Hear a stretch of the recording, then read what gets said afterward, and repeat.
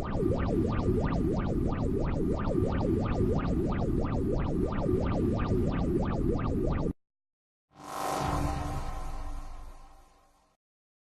you awesome humans! Today I'm here with another Top 5 Friday.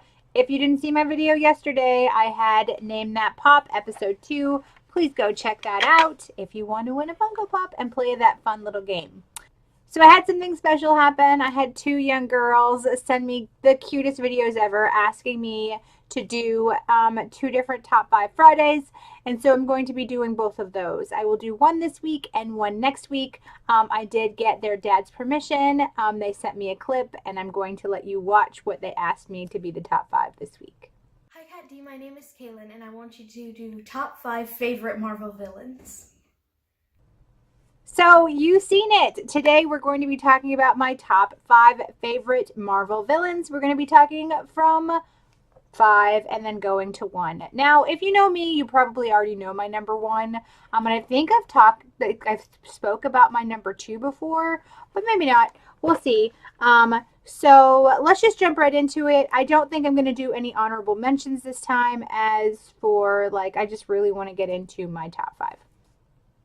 So coming in at number 5 might be someone that you guys are not all that familiar with, but it's a really awesome female villain, and that is Ophelia Sarkisian. If you don't know who Ophelia Sarkisian is, you might know her as Viper, or even better known as Madam Hydra.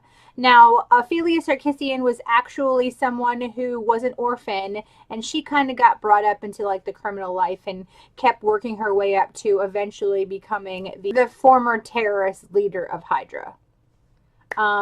She is a Captain America villain. You guys know Captain America is one of my favorites.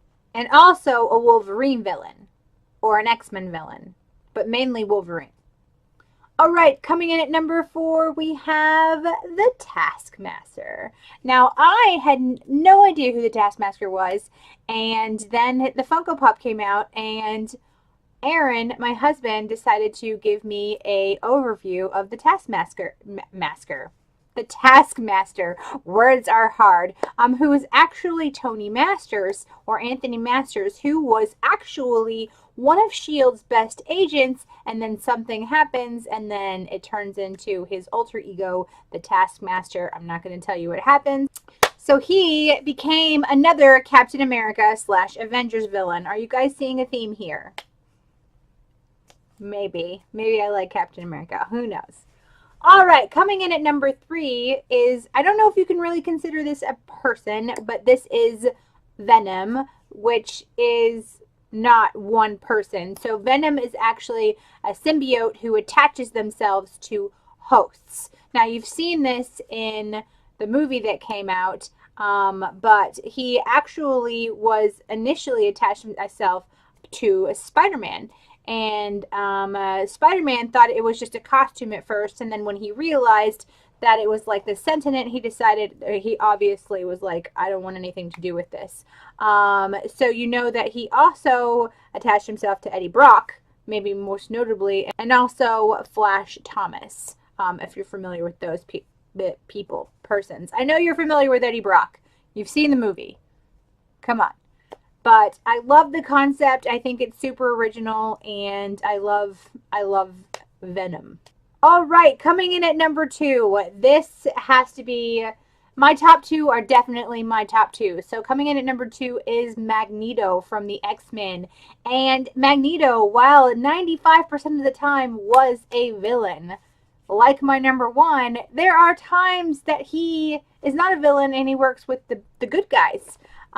He definitely is someone who does what's best for him and works what's best for him in the moment. There are times that you see his humanity, and he's probably one of the most infamous X-Men villain out there. And while I don't know how well the movies that Marvel, I don't even think Marvel brought them out, but the movies that have come out, I don't know how well they depict the depth of character that Magneto actually has. I hope they divulge more into his storyline, and maybe instead of following X-Men, we can follow the villain's point of view. I mean, Disney does it already. I mean, we have Venom, so why don't we come out with a movie called Magneto? Maybe.